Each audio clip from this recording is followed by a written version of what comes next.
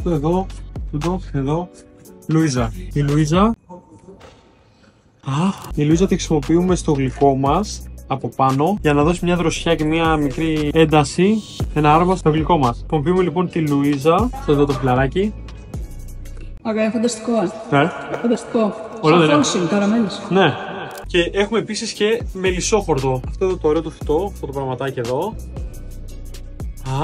Λουίζα και μελισσόχορδο χρησιμοποιούμε στο γλυκό για να δώσουμε άρωμα και ένταση. Αυτά ουσιαστικά είναι φυτά τα οποία δίνουν πραγματικό νόημα στο πιάτο. Δηλαδή δεν υπάρχουν απλά για την εμφάνιση που λένε κάποιοι ότι είναι μόνο για το φαίνεστε. Αυτά δίνουν γεύση και χτίζουν το πιάτο όπως θέλουμε. Εδώ έχουμε φύλλα καπουτσίνο. Είναι σαν ούφαρο, δεν είναι? Και λίγο νερό. Έχει καεί.